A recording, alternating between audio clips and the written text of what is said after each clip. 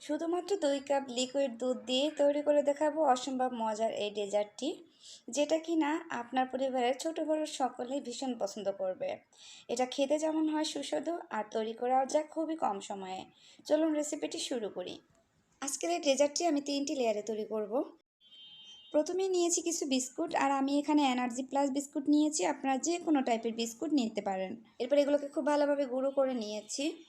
এবারে 1 টেবিল চামচ পরিমাণ বাটার ইউজ করলাম। এতে করে হচ্ছে খুব সুন্দর একটা ফ্লেভার আসবে। আপনাদের হাতের কাছে না থাকলে এটাকে স্কিপ করতে পারেন।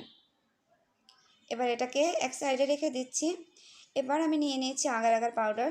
আগে থেকে 1 টেবিল চামচ পরিমাণ আগার আগার পাউডার একটা কাপের ভিতরে নিয়ে ভালোভাবে এটা গুলিয়ে রেখে দিচ্ছি এক সাইড করে। আর আমি এখানে হাইকো ব্র্যান্ডের আগার আগার পাউডারটা নিয়ে নিয়েছি। আপনারা আপনাদের পছন্দ মতো নেবেন।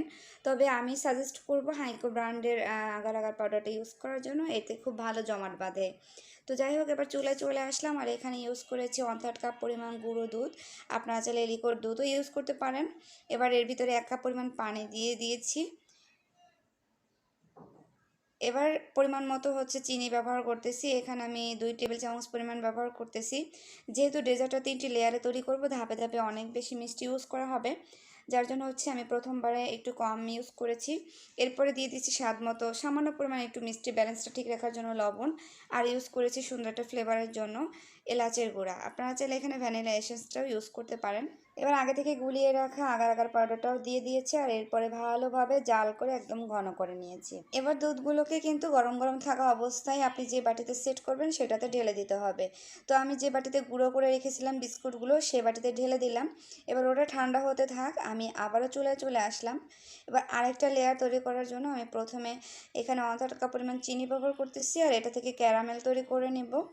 কোনো পানি ব্যবহার করার দরকার নাই। চিনিগুলো দেওয়ার পরেই দেখবেন আস্তে আস্তে করে কিন্তু এটা গলে গিয়েছে। ক্যারামেলটা বেশি জাল করতে যাবে না, তাহলে কিন্তু তিতা হয়ে যাবে। তো এই পর্যায়ে এবার আমি এখানে লিকুইড দুধ ইউজ করব। এখানে 1/3 কাপ পরিমাণ ব্যবহার করতেছি। আর অল্প অল্প করে প্রথমে ব্যবহার করব। একটা পর্যায়ে দেখবেন আস্তে আস্তে করে কিন্তু ক্যারামেলটা পুরোটাই গলে গিয়েছে। এবার এর ভিতরে অ্যাড করে দিলাম সামান্য পরিমাণ এলাচের গুঁড়া। আপনারা একটা আস্ত এলাচ থেতো করেও দিতে পারেন।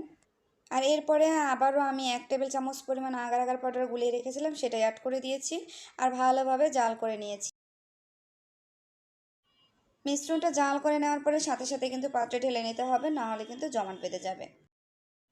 প্রথমবারে যে মিল্কটা আমি বাটিতে ঢেলে রেখেছিলাম সেটা কিন্তু খুব ভালোভাবে জমাট বেঁধে গিয়েছে। আর তার উপরে কিন্তু দ্বিতীয়বারের লিকুইডটা আমি ঢেলে দিয়েছি। এবার এর উপরে একটু ডিজাইন করে নেব। আর এর জন্য হচ্ছে আমি কিছু চকলেট গুঁড়ো করে রেখেছি, গ্রেট করে রেখেছিলাম।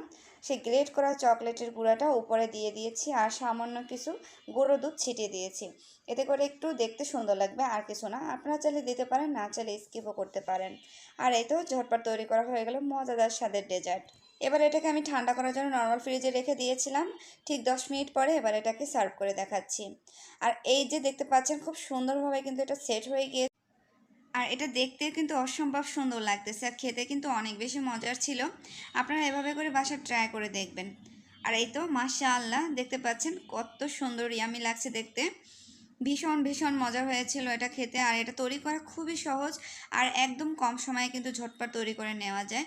আপনার বাসায় হঠাৎ করে কোনো গেস্ট চলে আসলে আপনারা চাইলে কিন্তু খুব সহজে এটা ঝটপট তৈরি করে দিতে পারেন। আর পরিবারের ছোট বড় সকলেই কিন্তু এই রেসিপিটা অনেক বেশি পছন্দ করবে। আপনারা চাইলে ট্রাই করতে পারেন। আর আমি আপনাদেরকে একটু কেটেও দেখাচ্ছি। এই যে দেখতে পাচ্ছেন মাশাআল্লাহ, ডেজার্টটি দেখিয়ে কিন্তু বুঝতে পারতেছেন যে এটা খেতে কতটা মজার হয়েছিল। একদম সফট হয়েছিল, দেখতে পাচ্ছেন মাশাআল্লাহ, অনেক ভালো লাগছে। আর আমার কাছে এই ডেজার্টটি খেতে খুবই ভালো লাগে। আপনারা একবার বাসায় ট্রাই করে দেখবেন। আপনাদেরটা কেমন হয় অবশ্যই কমেন্ট করে জানাবেন। ভালো লাগলে পেজটি ফলো দিয়ে লাইক করবেন এবং সবার সাথে শেয়ার করে দেবেন। চ্যানেল থেকে দেখলে চ্যানেলটি সাবস্ক্রাইব করবেন। আল্লাহ হাফেজ।